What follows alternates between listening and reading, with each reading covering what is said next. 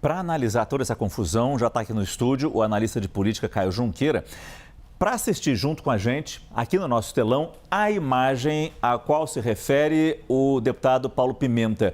Imagem que está sendo divulgada pelos governistas para comprovar que, no mínimo, a contagem feita pelo presidente da CPMI, o senador Carlos Viana, estava errada. E aqui no telão a gente tem exatamente a imagem, e não apenas a imagem, mas as legendas colocadas pelos governistas, mostrando que havia, sim, 14 pessoas. A grande questão, Caio, é que, como alega o senador Carlos Viana, talvez aqui não tivéssemos apenas titulares da CPMI, mas também suplentes. O que talvez essa informação aqui negue, né? Exatamente, Márcio. Boa noite a Boa todos. noite. Márcio, só recapitulando, eram 87 requerimentos, a sessão começa, e aí tem uma proposta, um requerimento para como a gente vai votar tudo isso. Em bloco, uma votação global dos 87 juntos, ou vota separado, nominal, né, deixando a digital. E aí tem essa primeira votação, os governistas ganham essa votação por 18-12. Então, na votação anterior a essa, estava bem claro que os governistas tinham maioria. Aliás, essa CPI, desde o começo, o governo, a base aliada, tem maioria. A oposição nunca conseguiu formar maioria.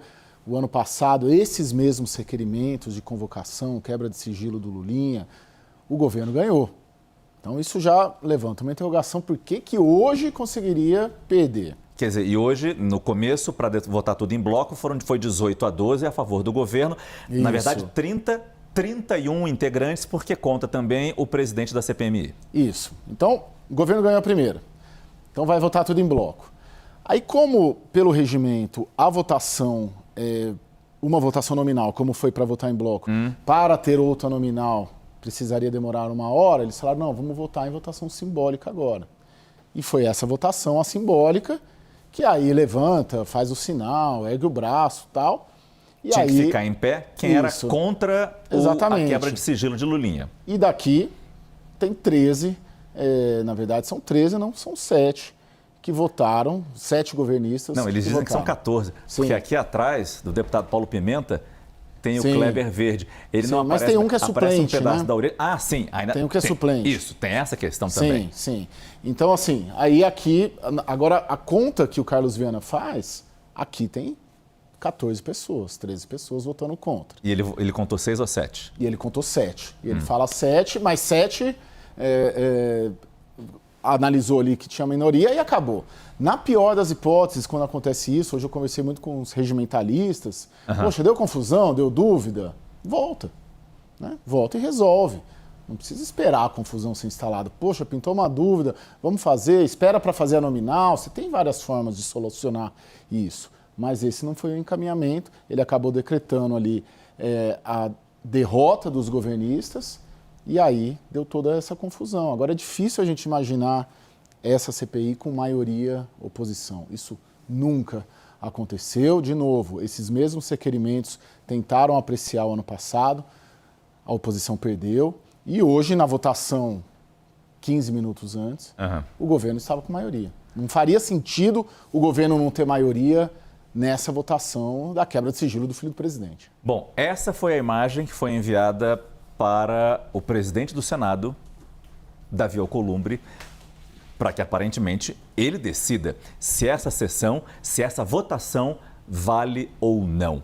A gente consegue imaginar qual vai ser a decisão? Ou qual é a ideia na cabeça de Davi Alcolumbre frente a essa decisão que ele vai ter que tomar, que não é uma decisão pequena, frente a quem é o investigado, quem é este personagem que teve seu sigilo quebrado, o filho do presidente da República. Exatamente, Márcio. O contexto político é muito importante nisso tudo. Davi Alcolumbre está afastado do Palácio do Planalto, desde que o Palácio do Planalto resolveu nomear o Jorge Messias e não o Rodrigo Pacheco para presidente do Supremo.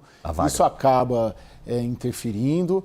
Teve a operação da Polícia Federal no Amapá, que o Davi Alcolumbre se indispôs, se incomodou com aquela operação do Banco Master no Amapá, porque ele atribui aquela operação também à Polícia Federal, que é, queira ou não, vinculada também ao Palácio do Planalto. Então você tem esse contexto de um afastamento político que pode interferir também, porque na verdade, Márcio, muitas das decisões, elas elas precisam ter uma justificativa técnica, mas elas são eivadas também de contexto político. Acho difícil, a rigor, num caso como esse, o Davi Alcolumbre utilizar dessa indisposição dele há semanas com o governo para tomar uma decisão que o VAR, isso aqui é o VAR, né? Sim. Na prática, o Sim. VAR está sinalizando que o governo, de fato, tinha maioria. Agora, em se tratando desses personagens todos, de política, de Brasília, tudo pode acontecer. Você pode, por exemplo, eram suplentes ou eram titulares? Eram de 31, que eram os presentes, então era 14 de 31. Então sempre tem uma brecha no regimento para você tomar uma decisão final de acordo com aquilo que você quer que seja a decisão final. Estou te dando uma. Eram 14, mas eram 14 de 31, então era minoria. Mas então o regimento é frouxo, né? Não, aí você tem uma maleável. interpretação, aí você tem a votação nominal, a votação simbólica, regimento, no direito tudo pode, né, Márcio? Então, enfim. O engraçado aqui, ó, o garçom saindo rapidinho com os copos d'água. Ele é bom, porque não quebrou nenhum copo aparentemente ali, e todo né? mundo filmando, daí teve o soco ali do Rogério Correia no Luiz Viana, lá, deputado do Novo do Rio de Janeiro. Ele pediu desculpas depois, disse que foi acidental. Sim, enfim. Eu acho, assim, se a gente pegar o histórico da CPI, a oposição sempre perdeu, a oposição não conseguiu formar uma maioria aqui, diferentemente da CPI do crime organizado de ontem, que avançou contra o Toffoli e tal. Ali é um outro contexto, é uma CPI exclusiva do Senado, 12 integrantes apenas. Aqui são 31, então o governo sempre ganhou aqui. Não teria por que o governo perder nessa votação de hoje.